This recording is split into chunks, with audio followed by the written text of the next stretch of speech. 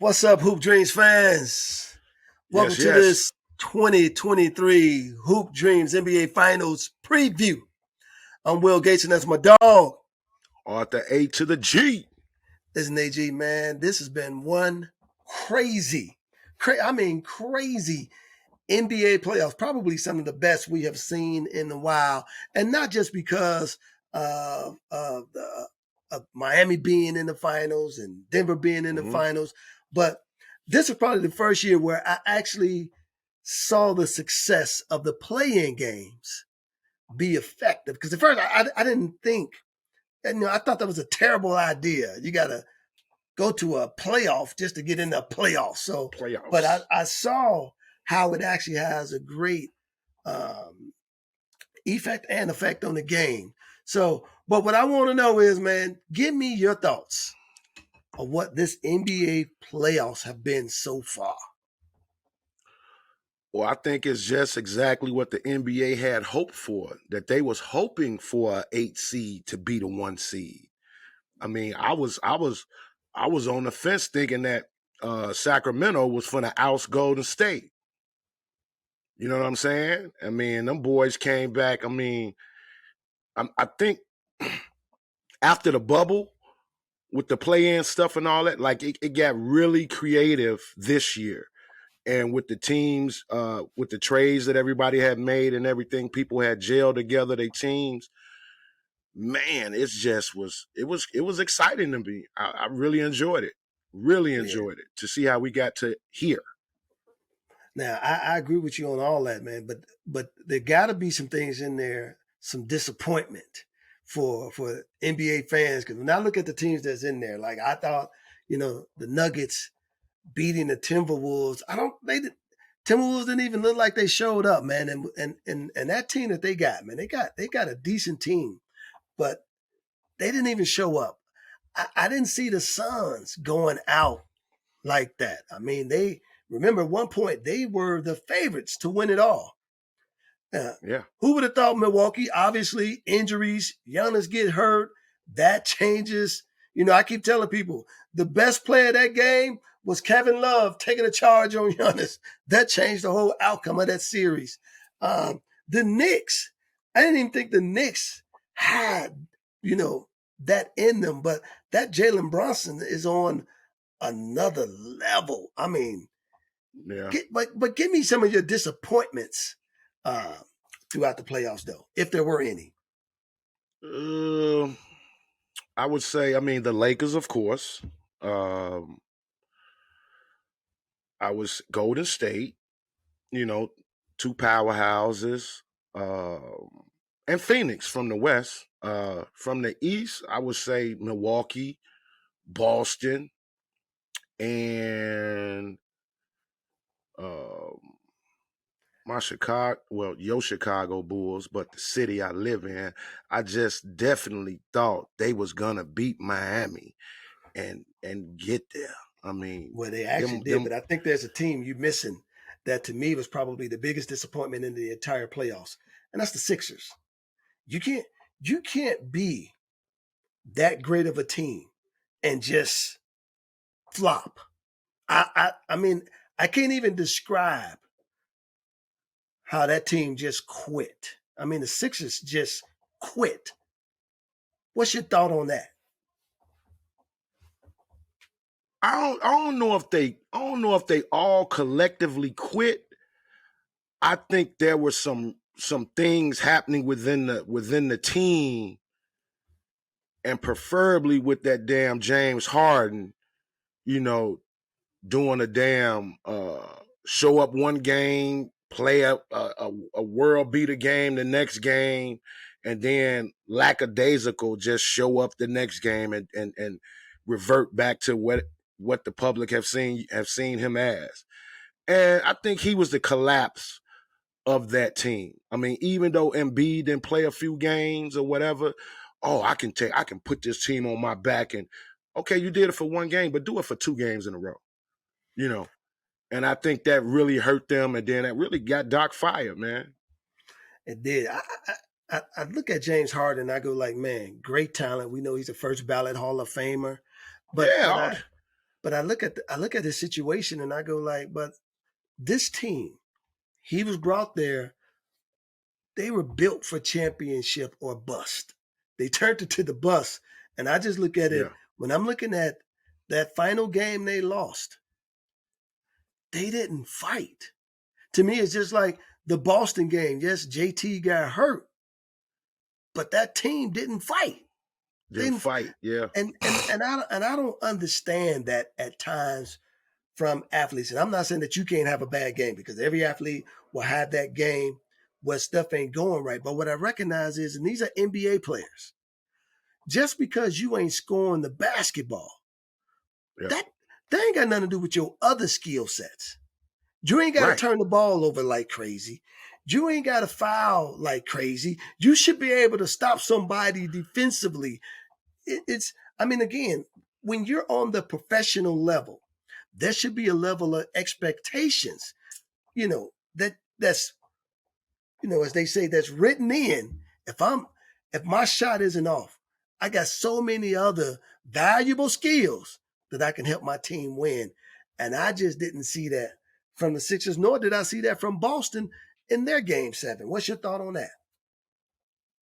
Man, I'm gonna just say 2 words. Caleb Martin. Now, what he got to do with them? It's a team game. Oh, damn, I see one of my players got hurt. Okay. Hey, man, you in for him, man. He can't go right now. Get your game up. You have to go in and you part of the team, man. Like, you ain't just in to pass the ball to the superstars. Now you got to go and show your game. Like what you're capable of. But would And you did that also say Caleb? that's coaching, though? Is that coaching? Because Yeah, hey, he the coach coaches can put you differently. in, but the coach can put you in, Will, and you can go in there and stink that motherfucker up. Yeah, But but there's a Caleb difference Martin in this. didn't. But there's a difference in Where's this Tobias creation. Harris? Let's go to the Sixers. Where's Tobias Exactly. Harris stepping up? Oh, you see Exactly. James Harden ain't getting it going? Oh, okay. What they other guys that come off the bench, the shooter. Forgot him. I know you're talking about. G-Jane. They got Tyrese Maxey there. Yeah, Um, Tyrese. but Uh, you see James ain't got it going. The other boy, not Bruce Brown, but the other kid, the I'm not sure. Lagarde Oh yeah. for the I know you're talking Sixers. about. And I thought he had some exceptional games. But Yeah, but he did. I'm gonna throw this at you though. I believe a lot of this came down to coaching because coaches can't necessarily give you confidence, but I do think they can take your confidence away. So I look at Eric Spoelstra and what Spo does. Spo, all them guys feel like they. There were certain times I'm just watching throughout this Boston Miami series. These guys took shots that I'm going like, man, they know they can't make them shots, but they pulled up like this is Yeah. going in. But when I watched the way that Boston played, when I watched the way that Philly played, those guys don't necessarily have the confidence that if I miss, I can take the next shot. Now, if they make it, they're going to take the next shot. And I'm thinking like, Mm-hmm. that's coaching. So I'm saying, do you think coaching also played a big part in the way that these playoffs went? I mean, I think coaching always going to play a part, but like all them coaches say, oh, this dude out, next man up. This dude out, next man up. I'm But calling your number. I always had a concern about that. How can you be, and maybe you can explain this to me, how can you be the next man up if you ain't getting no kind of real opportunity? Because I'm just going off, basing this off of the Miami brand.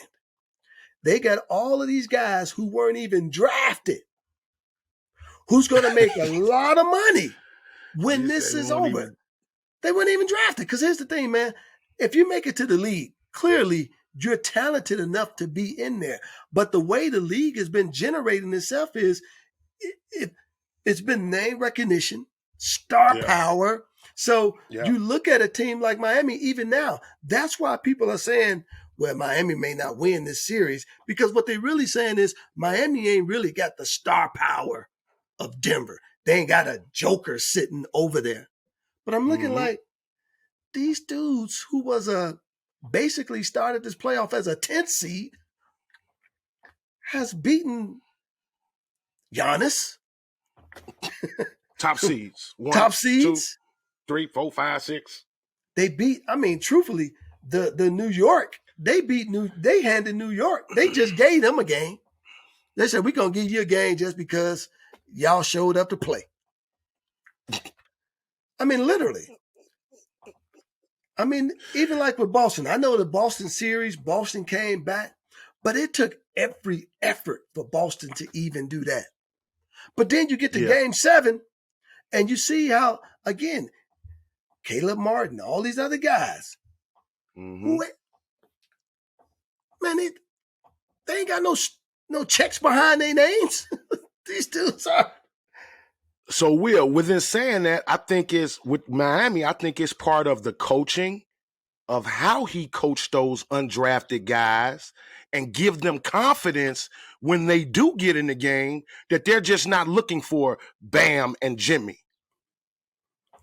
And that's the point that I'm getting to is, does coaching, is it making a difference in these playoffs?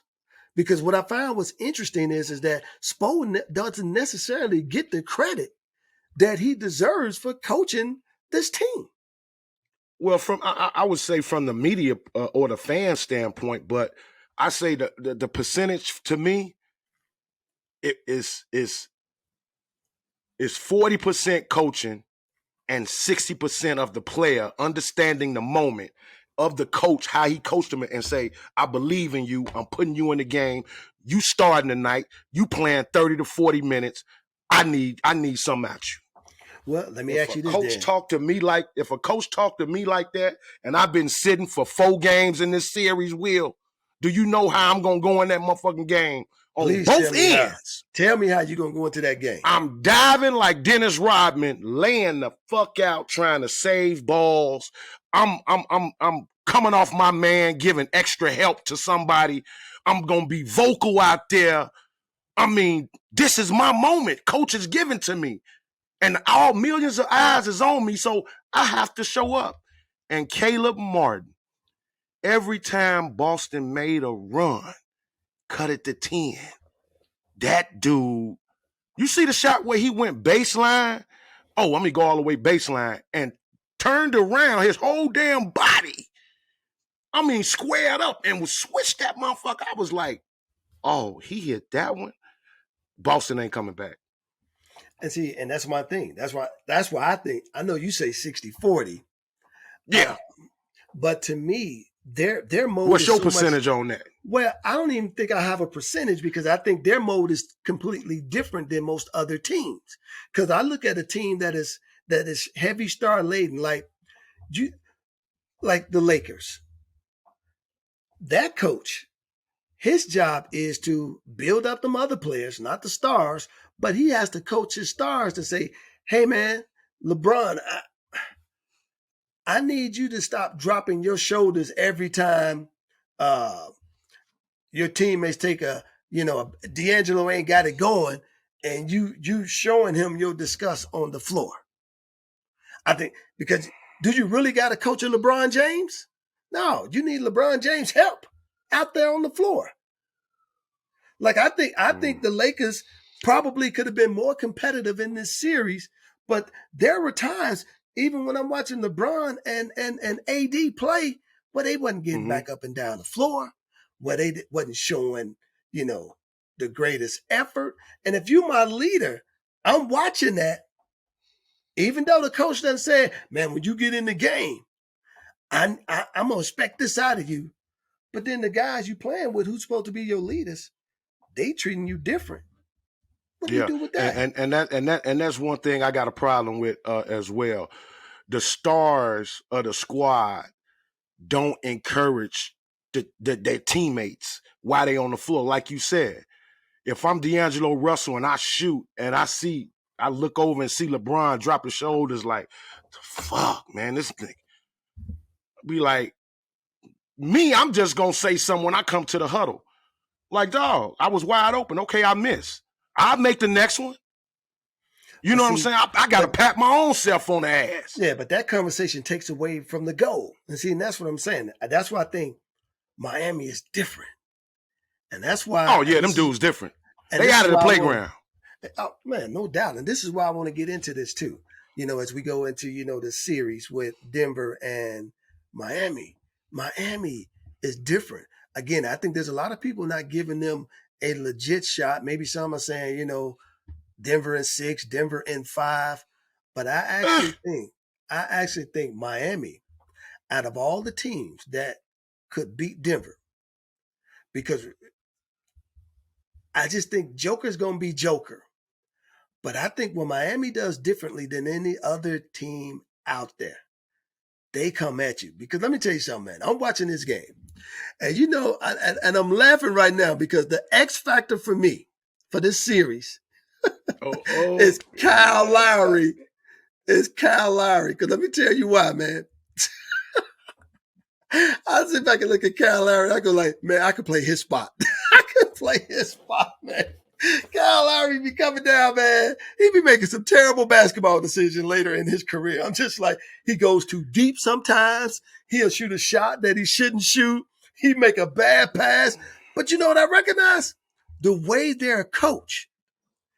All I see Spo do is, man, you mess up. Get back on D.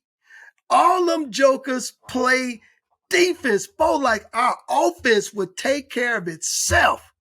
But them yeah, jokers get back yeah. on D. So I legitimately got Miami actually making this a greater series than anybody ever thought. And I got actually Miami either winning in game 6 or game 7.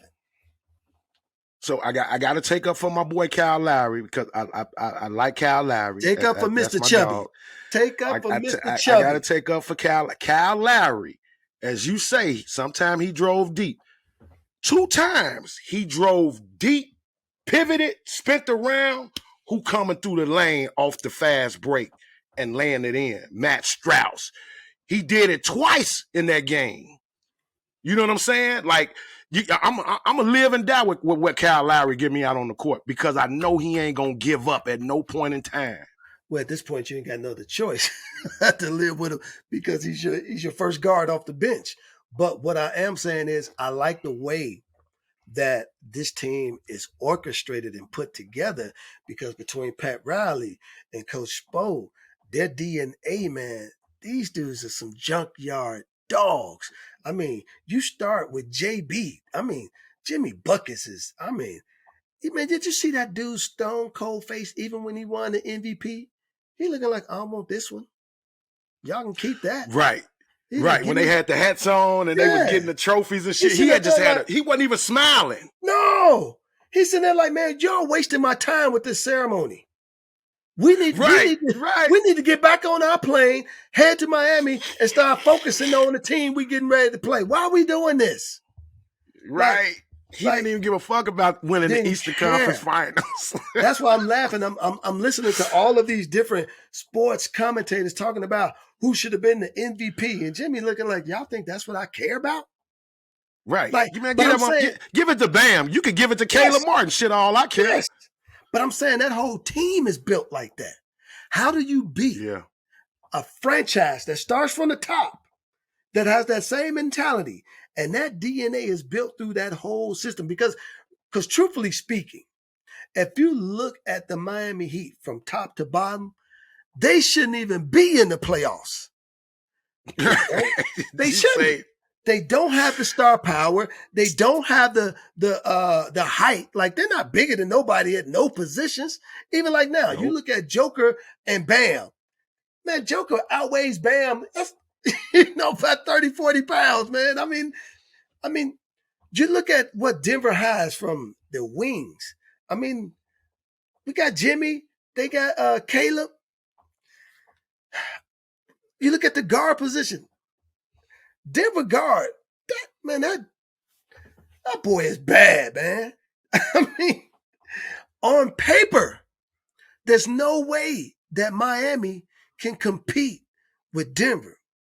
But just pure tenacity, pure heart, pure fight. Will. Man, All of that. I mean, and then I'm a firm believer in what Charles Barkley be saying about, like I was so mad at Bam in that game 7 because he still wasn't like doing what I thought he should been doing. I'm like, what the fuck is wrong with this dude? Like, come on, Bam. Like, yo, it's gonna be a real reality check. Him and Kevin Love need to sit and watch Denver film all playing long, seeing how they gonna be able to double team this motherfucker, but get back out to their shooters and anybody cutting. Mm-hmm. So, Mm-hmm. I mean, I'm in my mind wheel, I'm thinking like this Marshall versus King, and them motherfuckers had 2 7-footers. Absolutely. Y'all just playing against one. Absolutely. And then even right, I'm glad you brought that up because now again that goes into coaching. What did Coach Bedford do? Let's pull these big dudes out. Let's make these dudes play some defense. And see, I give Bam actually a better chance going up against Joker offensively than I did in that last series. See, in that last series, they had the 2 centers that could compete with him out on the wing. Joker, I don't think is going to necessarily be able to defensively guard him out on the wing. Like I'm putting Bam in a one-on-one situation with the Joker, and he don't need a pick and roll. I'm just gonna say, hey Bam, you at the top of the key. Go to the bucket. Go get a bucket. Let's make this dude chase you. Or will like this. Why guys don't perfect that free throw Horace Grant shot? Well, Horace Grant get 8 points, 10 points at the free throw line within the offense if you throw it to him right there. Every time. But you know what that goes back to? That's the mid-range game, which actually is one of Bam's strengths. That's one of his strengths. Yes. And I think he will do it more. But I think in that Boston series, he had to compete with 2 centers. And then even Williams, really that motherfucker ain't no joke. Well, no joke, man. So he had to deal with Williams. Even what's coming, I got to give some love and a shout out to the old man on Boston. That dude, man, he kept hitting big shots. He kept getting rebounds. Al Horford, just got to give him some love, man. I mean, for that joker to be the age that he is, the way that he plays, he shouldn't be that effective on the team the way that he is. But he was. And then even what's the other kid? Is his name Williams too? The other kid who Jimmy was going at it with? Oh yeah, Grant Williams. Grant. So even with Grant at times he had to guard Grant. So I think that series really wore Bam down because he had 3 guys constantly coming at him at any given time. And that's tough. But I think in this series, he won't have to necessarily worry about that because Joker's going to log somewhere between 35 and I believe 40 minutes a game. Yeah, I think Bam has to stay out of foul trouble with Jokic. Like he has to. He got to last the whole game, him and Kevin Love. Like, y'all got to be cerebral in how y'all guarding this motherfucker. Like, you just can't get ticky-tack fouls because you know how he flay his arms up, how he shoot that motherfucker and they reaching and shit. Man, let him shoot that shit if he got it over his head already. If you here and he done brought that motherfucker up already, nigga, you ain't blocking it. Just get close to him and box him out. Because that's memory muscle anyway. He ain't even got to look at the rest. That's just straight memory. Hey, that's muscle memory, man. When the boy hit the step back, walk away over to the other side on motherfucking AD ass, man, I said, come on. Man, come on. Listen. First of all, I knew I wanted the Lakers to win because I admit I wanted a bubble repeat. I did want a bubble repeat. But I'm going to say this. After the way Joker handled Cat and Rudy Gobert in that first series, I said, if them 2 7-footers can't stop this dude, there's nobody else in his way. Because he abused every center. And I'm talking about, man, this dude can't jump 2 feet off the ground, man. But he was getting dunks. He's getting reverse layups. How you averaging 30, 14 rebounds, and over 11 assists a game? So A fucking triple-double from your center. From your center. You're a center. I ain't never heard no shit like that. And I admit, man, I'm gonna do this for the first time I think I've ever done this. I'm gonna apologize because I didn't think Joker was that good. I thought he was a little bit overrated. I didn't think he should have been Really? back-to-back MVPs. Yeah, because a lot of times for me, man, they throw guys into the limelight so fast without letting them earn it.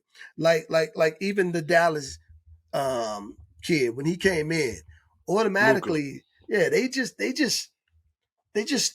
threw Luka in there. And these guys are talented. I'm not talking about their talent, but I'm saying what they were given, they hadn't earned it yet.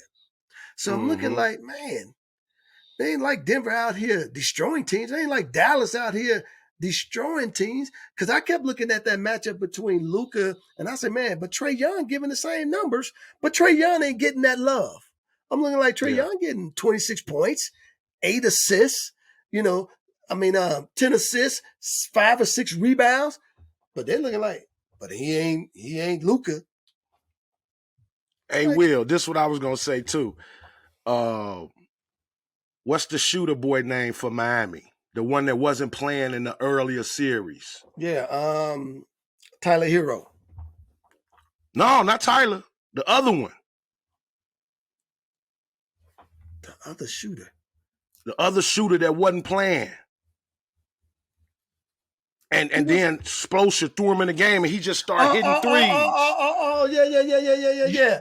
The $80 million kid.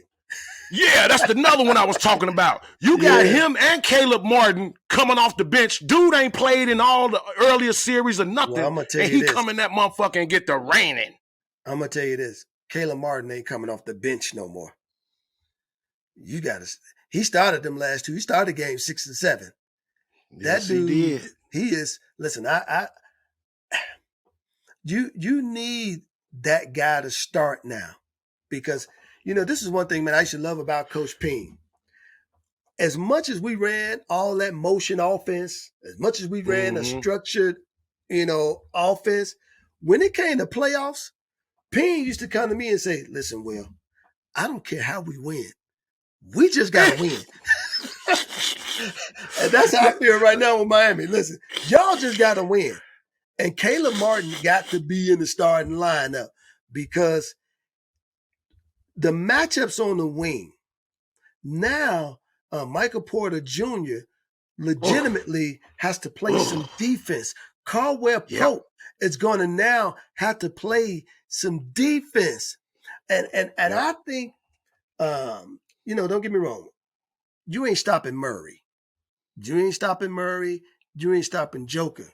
But you can't let these other dudes, kill you like that. That just can't happen. So let me ask you this, AG. We got Miami. We got Denver. Who you got in this series? Duncan Robinson. That's his name. That's his name. Duncan Robinson.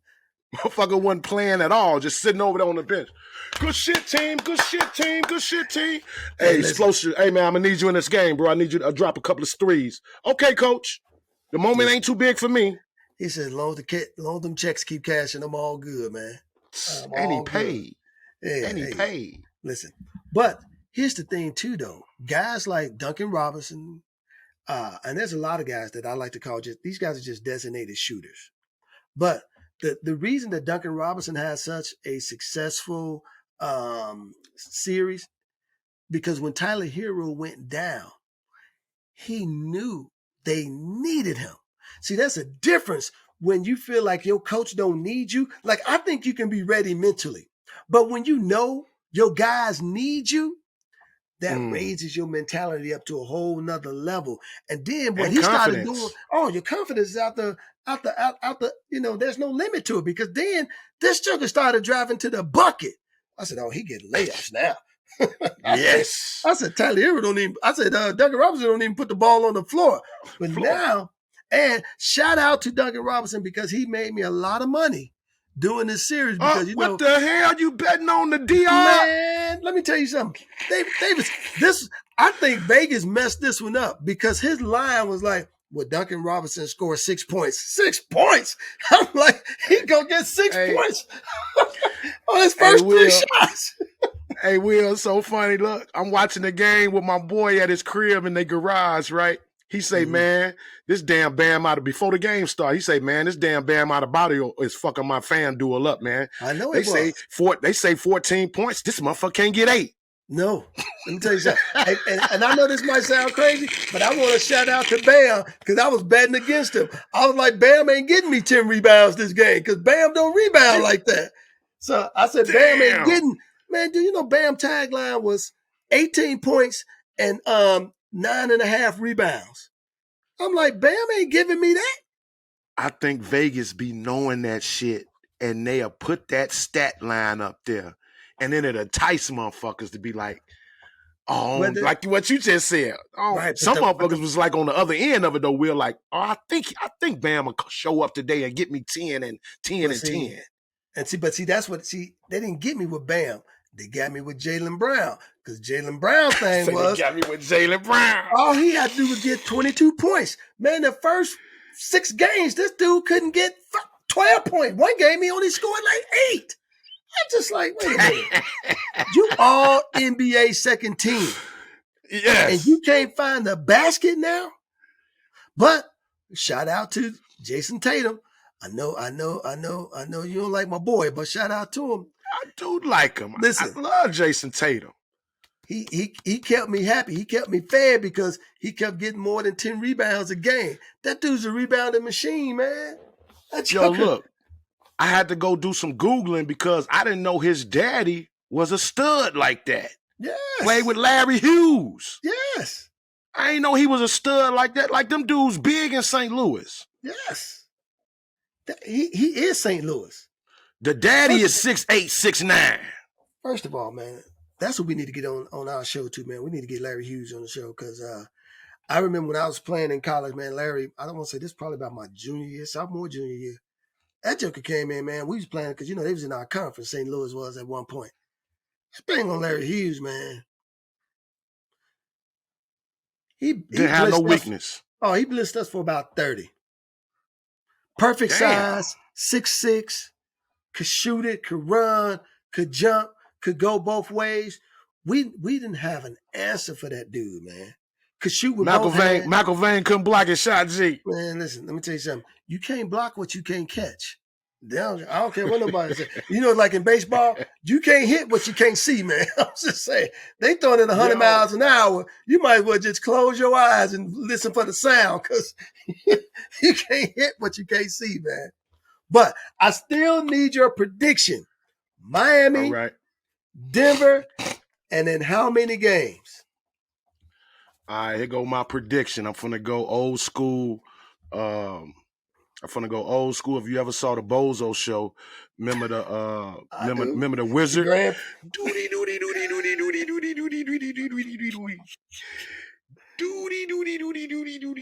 me see.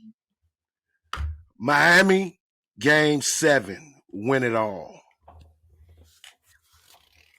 Listen, I ain't mad at you. Now, this might be a fault to my own, but I'm going Miami simply because I stay loyal. I'm riding with Jimmy Buckets. I'm riding with that Marquette Love. Listen, matter of fact, we got 2 Marquette guys on that team. I just want everybody to know there's 2 Marquette guys that's going to get rings this year. So what's their name? Man, he going to kill me because I just had his name and I just forgot it. Yeah, I got to put you on the spot because Jimmy. Yeah, okay. He a Marquette guy. Listen, I know all my Who's the other guy? Guys, man. Come on, Will. Not Cody Zeller. No. Man. Haywood Highsmith? I think that's who it is. Haywood? I think that's who it is. Give me 1 second, man. Dang. It got to be Haywood. Come on, man. Not Cody Zeller. Not Udonis, not Victor Oladipo, and them fools ain't even got Victor Oladipo. He tore his shit up again. Man. It's Jamal Cain. Jamal Cain. He's number 8 on Milwaukee. Jamal Cain. Man, that dude on the bench, so far on the bench, you need a snowblower to blow his ass up. It don't matter though. He's on the bench. That's my thing. He gonna get a ring. Listen, how many guys that said always listen? Pat Bear wasn't even on the Lakers bench and said if they would have won, he was coming to get his ring. Okay, I look. I pulled up their roster. Jamal Cain picture ain't even on the motherfucking roster, man. He on the squad, man. Listen. So Jimmy gonna rep for both of them. Look, there he is right there. Look. There he is right there. That's what people need. People need to see. There it is right there. All I'm just saying. And you know what? He did play a few minutes though. Yeah. He got in the game. Hit a shot and everything. I remember him. Listen, it's all about representation, baby. That's all. It's all about representation, man. So I'm riding with. Plus, I just feel like this, man. Little baby Jordan, they call him Jimmy. Listen, that dude, man, his mentality is just different, man. He's built so different.